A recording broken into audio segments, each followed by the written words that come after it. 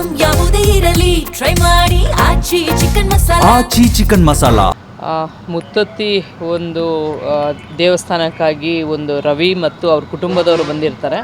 ಸುಮಾರು 3:30ಗೆ ಅವರು ಕಬ್ಬಾಳ ಟೆಂಪಲ್ ಚನ್ನಪಟ್ಟಣ ಅಲ್ಲಿ ಬಿಟ್ಟು ಇಲ್ಲಿ ಸುಮಾರು 4:15 4:30 ಅಷ್ಟೊತ್ತಿಗೆ ಇಲ್ಲಿ ರೀಚ್ ಆಗ್ತಾರೆ.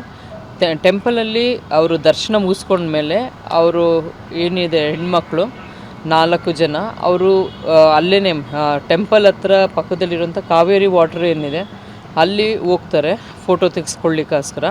ನೀರು ಕಮ್ಮಿ ಇದ್ದಂಗೆ ಕಾಣುತ್ತೆ ಅವ್ರಿಗೆ, ಹಂಗಾಗಿ ಅವರು ಎಲ್ಲ ನೀರಿಗಿಳಿತಾರೆ.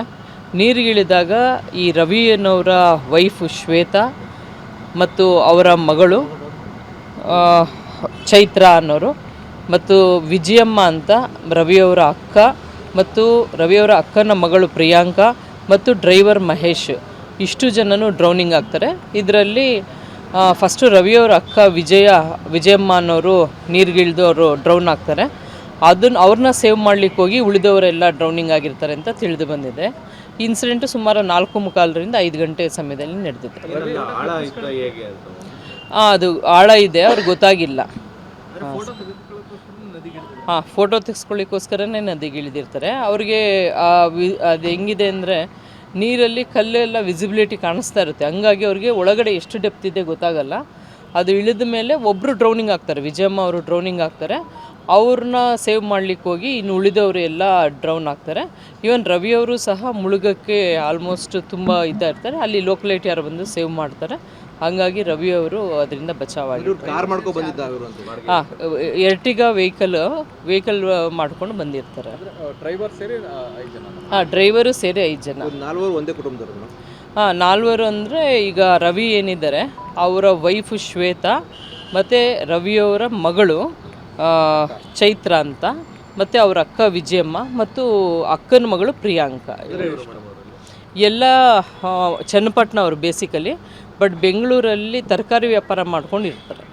ಈಗ ಡ್ರೈವರ್ ಯಾಕೆ ಅಲ್ಲಿಗೆ ಹೋಗಿದ್ದಂತ? ಡ್ರೈವರು ಇವ್ರನ್ನೆಲ್ಲ ಕರ್ಕೊಂಡು ಬಂದಿರ್ತಾರೆ ಎರ್ಟಿಗಾ ಅಲ್ಲಿ. ಯಾವಾಗ ಇವರು ಡ್ರೌನಿಂಗ್ ಆಗ್ತಿದ್ದೆ, ಯಾವಾಗ ಇವ್ರು ಕಿರ್ಚಾಡ್ತಾರೆ, ಅವರು ಹೋಗಿ ಸೇವ್ ಮಾಡ್ಲಿಕ್ಕೆ ಹೋಗಿ ಅವರು ಡ್ರೌನಿಂಗ್ ಆಗಿದ್ದಾರೆ. 6 ಜನ ಟ್ರಿಪ್. ಒಂದು ಸಣ್ಣ ಮಗು ಇದೆ, ಅದು ವಿಜಯ ಅವರ ಮಗಳು ಪ್ರಿಯಾಂಕಾ ಅವ್ರ ಮಗಳು, ಅದು 4 ವರ್ಷದ ಮಗು, ಅದು ಸೇಫ್ ಇದೆ. ಮತ್ತು ಮಗು ಇಲ್ಲ, 4 ವರ್ಷದ ಮಗು ಇರೋದ್ರಿಂದ ಅದಕ್ಕೆ ಹೇಳಿದ್ವಿ. ರವಿ ಅವರು ನೀರಿಗಿಳ್ದಿರಲ್ಲ, ಆದರೆ ಇವರು ಕಿರ್ಚ್ಕೊಂಡಾಗ ಅದು ಸೇವ್ ಮಾಡಲಿಕ್ಕೋಸ್ಕರ ಇವರು ಬರ್ತಾರೆ. ಇವರು ಸಹ ಮುಳುಗ್ತಾರೆ, ಬಟ್ ಅವ್ರನ್ನ ಸೇವ್ ಮಾಡಿದ್ದಾರೆ. ಹಾಂ, ರವಿ ಹತ್ರ ಅಂದರೆ ದಡದಲ್ಲಿ ಇಲ್ಲ, ಮಿಡಲ್ ಆಫ್ ರಿವರಲ್ಲಿ ಮಿಡಲ್ವರೆಗೂ ಇಳಿದೋಗಿ ಫೋಟೋ ತೆಗೆಸ್ಕೊಳಕ್ಕೆ ಹೋಗ್ತಾರೆ. ಅಂದರೆ ಅದು ಕೆಳಗಿಳಿದು ಹೋಗ್ಬೇಕಾದ್ರೆ ಅದು ಮೊಣಕಾಲವರೆಗೂ ನೀರಿರ್ತದೆ, ಅವ್ರು ಅಷ್ಟೇ ನೀರಿರೋದು ಅಂತ ಹೋಗ್ತಾರೆ. ಸಡನ್ನಾಗಿ ಅದು ಆಳ ಇರೋದು ಗೊತ್ತಾಗಲ್ಲ.